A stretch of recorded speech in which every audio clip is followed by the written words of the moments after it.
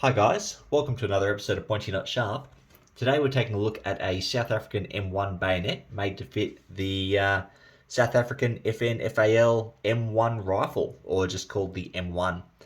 Now the M1 was the very early iteration of their FAL. Later they would adopt the R1, which they would actually manufacture themselves, and that would just be an updated version with a Stanag muzzle device and different bayonet and a couple other bits and pieces. But the early versions are what we have here, or the early bayonets. I don't have an example of the M1 rifle. Now, these bayonets were made by FN, and they're not to be confused with the Argentine bayonets. They're the same pattern and also have the same black plastic grip. They look pretty much identical. Essentially, the main difference is the markings. South African markings will be on the left pommel. Argentinian markings will be on the right pommel, and there'll be a couple of different ownership marks and things like that, but I'll get into markings later. Now, it's not entirely clear how many of these were made, but they were made in the early 60s. It looks like they ordered them in 61 and they started being delivered shortly after. And they were only produced and delivered to South Africa for a couple of years before they were replaced in service by the R1. Now, when South Africa destroyed excess FALs during Operation Moulin in 2001, 200,000 R1 rifles were classified and only 3.7 thousand M1s. Now, as I said, I'm not certain how many of these were made. I haven't found any records or anything like that. Don't have any sources that know either. But just based on those numbers, I dare say not very many of these are out there. Now, when these were introduced, they replaced the number 4 rifle, or the SMLE, in South African service. And as I said, they were in service for a short period of time before they were themselves replaced by the R1.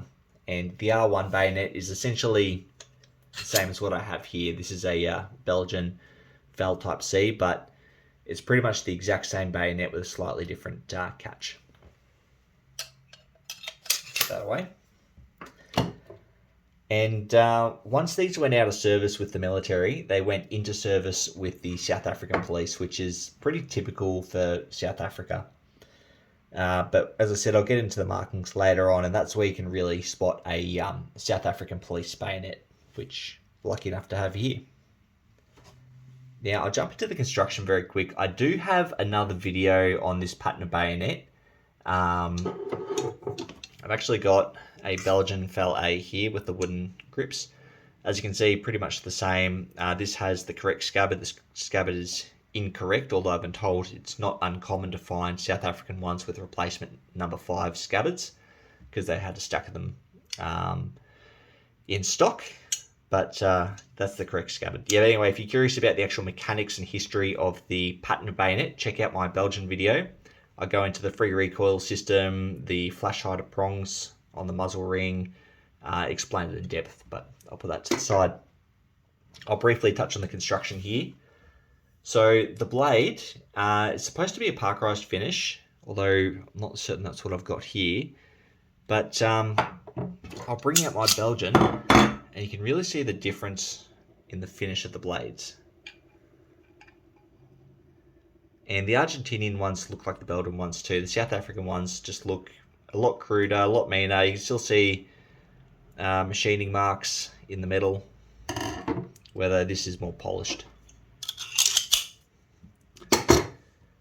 Then moving down, we have a flash hider built into the muzzle ring. Black plastic grips. The black plastic's actually a polyamide. I've been told it's Bakelite or plastic, but yeah, the correct material seems to be polyamide. Underneath, we've got a spring which connects to the catch, and that's the free recoil system. As I said, check out my other video. And then down here we have the pommel. And as I said, this is what the correct scabbard for a South African M1 looks like.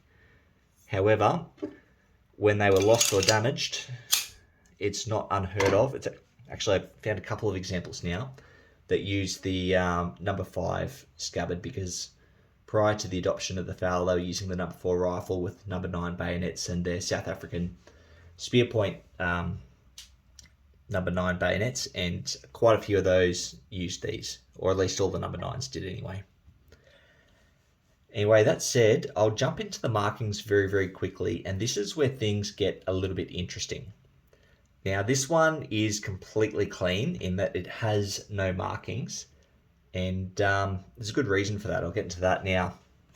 So, I mentioned earlier, South African bayonets will be marked on the left pommel. They'll have a South African ownership mark, or a property mark, which is a U with an M inside it. And to the right of that, they'll have a serial number. And that's generally what you'll find on the Army ones, and pretty much all of them will have that, except for a couple, like this one here. Now, the serial numbers were originally matched to rifles. However, as time went on, that sort of got mixed up, and it wasn't the case by the end of it. They would sort of, any bayonet with any rifle. But initially, the serial numbers did match to an M1 rifle. Now, when these bayonets were sent out of service from the Army and sent over to the police at the end of their service life with the Army, they were marked SAP for South African Police. And from examples I've seen online, I found that marking both either on the left pommel or the right pommel. And from what I can tell, it's not always marked either, so it's a bit of a mix as to what they did. And then once it went out of service from the police, they would scrub markings from the bayonet. So they would usually quite crudely obliterate the serial numbers, with a grinder or whatever means they had. As you can see here, this one here has been very, very well machined. That is a very, very smooth surface, and it took me a fair while to realise it had actually been obliterated. If you compare that to the other side here, if that will focus, so you can get a good comparison. There you go. You can make out the outline of the machining there. So from what I've been told, usually it was done quite crudely, but this is a really, really nice smooth finish. Now, I'm lucky enough to have a couple friends who work in industries where they can do magnetic particle inspections for me. Magnetic particle inspection is essentially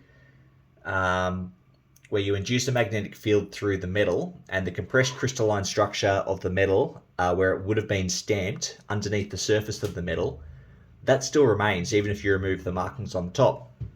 So when you push a magnetic field through it, put a light liquid on it, and have some magnetic particles or magnetically reactive particles in that liquid, and sort of slosh it around a bit back and forwards. Those magnetic particles will form either side or on the condensed crystalline structure where the markings are, and you can actually make these markings out. And my friend did this for me, so he's put the it's like a white paint on the surface. It's very easy to remove, so it doesn't damage the bayonet. Put the current through it, which induced a magnetic field, and then the solution with the particles on it. And as we sloshed it around, we were able to make out an A and a P about here on the pommel, about where you'd expect to see the UM property mark. And from what I can tell, that's not a typical marking for military. However, that does form the last two letters of the SAP, so it appears this was a South African police one that's had the markings removed. As I said, I'm very lucky that this one was pretty much polished almost. Like, you can almost make out some markings here with the camera. To the naked eye, you can't see it, but on the camera, just here above my thumb, you can almost make out some letters. But when we're doing this inspection, it was interesting because you can't really take photos of it. I took a couple photos, and you can kind of make out the A or even a little bit of a P if you look hard enough. They're in the white, so the particles are forming either side of them. But you'd mainly see it when you're sloshing side to side, and you see the reaction of the particles going past it or going around it. So it's not something you can really photograph, and I wasn't in a position to film it. So you might have to take my word for it. I've got a couple photos, but they don't really do it justice. But every now and then I was getting a glimpse of the serial number as well, which I thought was pretty cool. Anyway, none of that's really relevant to sort of the history of this bayonet, but yeah, if you come across a FAL Type A with a black polyamide grip, it doesn't have the serial number on the left-hand side, and it doesn't have a serial number on the right-hand side, sorry, left or right, then it's probably a South African M1 that's been scrubbed. Anyway, guys, if I've made any blatant errors, or if you have any more information, please feel free to add below. I'd love to hear from you, and thanks for watching.